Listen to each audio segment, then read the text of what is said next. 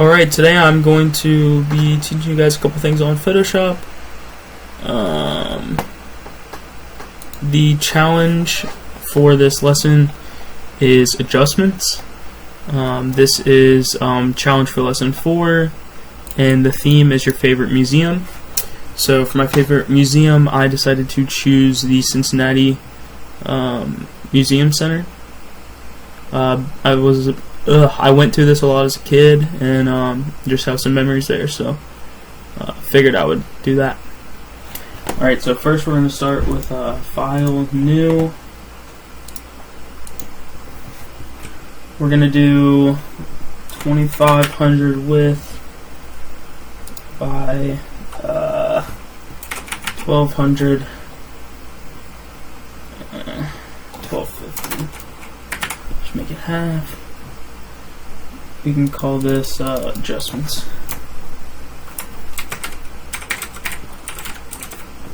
So call that adjustments.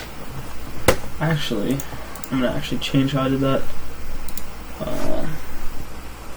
Let's make this one 1250 width, and we'll make the height 2500 because the pictures I've chosen are a little weird.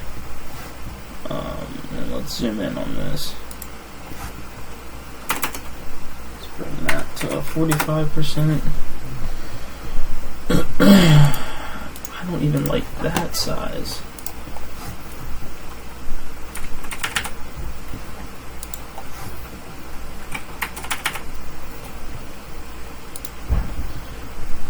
That's a little better.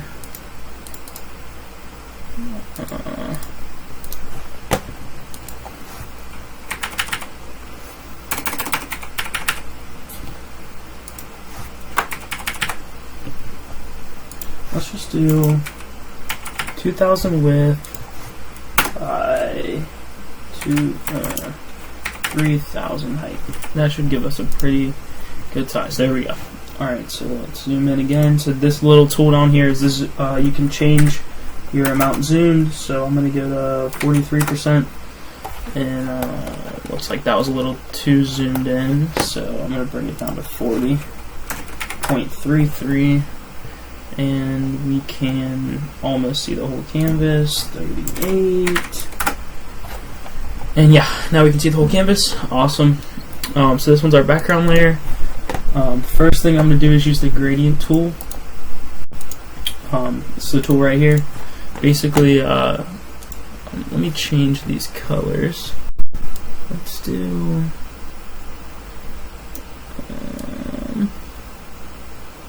do more of like an old look, and you can change that one to a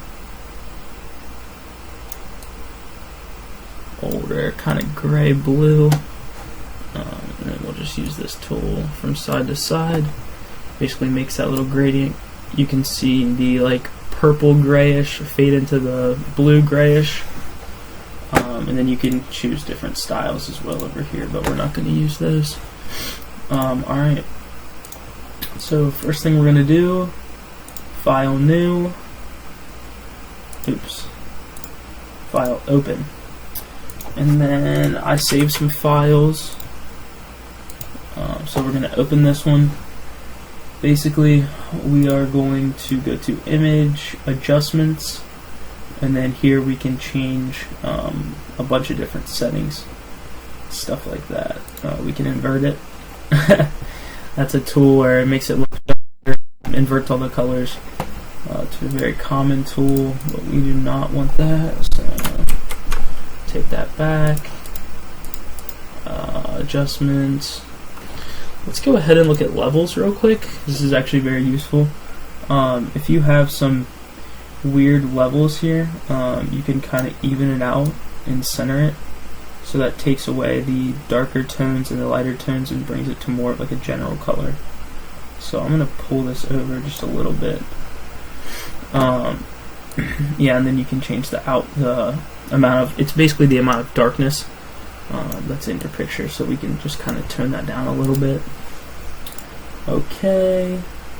Next thing we can do is brightness and contrast. So obviously everyone should know what brightness and contrast means. but it's pretty cool. There's also an auto button, and it automatically adjusts it to make it look the best, and then you can kind of go off of that. So I'm just going to keep it there. You can change it to like a grayscale. Actually, yeah, but we're not going to do that because that requires me going in and changing it back. Hue and saturation, so you can change how much hue scale you want, how much saturation. Obviously, the more bright. Put that back, as well as the brightness or lightness. Just put that there. Turn that saturation up a little bit to bring out the colors, and we can change the hue scale this way to make it look a little bit better. Then hit OK. What's some other ones that we can do? You can turn it to just straight black and white, which is useful sometimes. Also, vibrance. So if you turn it up, it brings it out like the vibrant colors. Pretty self-explanatory. And then here's saturation again. So I like it how it looks right now. So we're gonna select it. Make sure it snaps. Snap. There we go. Control C. And now we can bring it on over to our canvas. Just downsize it a little bit so that it kind of fits in the middle there. Make it a little bit bigger. Not too big. We can pull this down a little bit, make it look taller. Awesome, there we go. Place, and there we go. We can also make this 50, and it'll fade into the background. So let's make that 80 and see how that looks. That looks pretty good. Awesome. So first one out of the way. So I'm gonna go back to this. Oh, didn't mean to do that. I'm gonna go back to this, and then I'm actually gonna edit it. Come on now. There we go. My mouse is messing up. I'm gonna turn this one to black and white, and then, oops, give it like a oldish look. There we go. Darker, older look. Bringing out kind of like the Polaroid type of look. We can add a little bit of a tint onto it, but I just want that tint to be, there we go. Awesome. Okay. Cool. Take that image. God, my mouse. Grab it, just like we did before.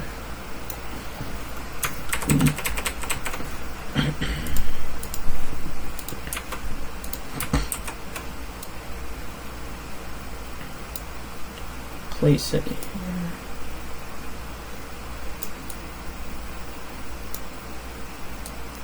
Raise that height again, and then we'll place it.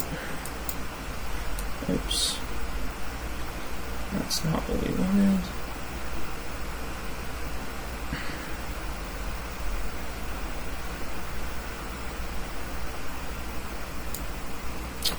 Come on now.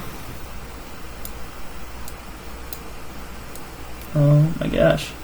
It's fighting me. Okay, there we go. Perfect. So, got those two layers, the background layer. We can also adjust this one's fill to, I think we did 80% in the last one. So, yeah. Awesome. We're going to go File, Open again, and we'll grab my second image, CM2, open that. This is a picture of the inside of the museum. So we can go to Mode, Adjustments, and we can do Color Look. Oops, not that one. Adjustments. We can, I want to do HDR toning, but I'm afraid. Okay, perfect, it did work. So yeah, that just makes it more high definition basically. and then we can do a little bit of some, oops, not what I wanted to do. Image adjustments. I'm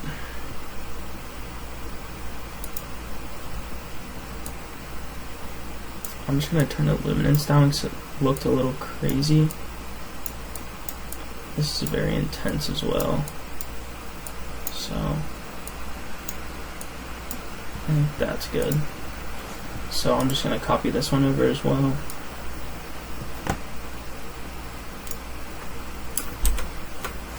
Oh, crud.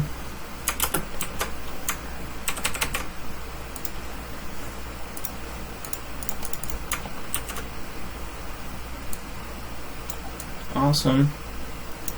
Kind of line these up. There we go. There we go. Cool.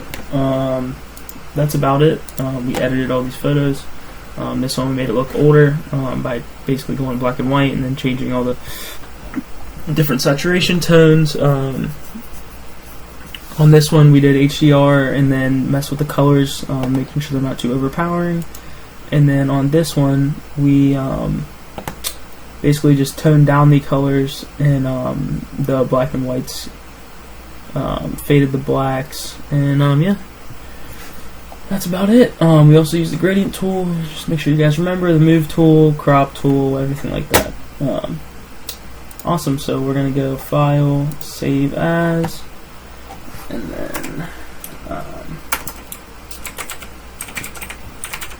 Adjustments, and then File, Save As. This time I'm gonna do a JPEG.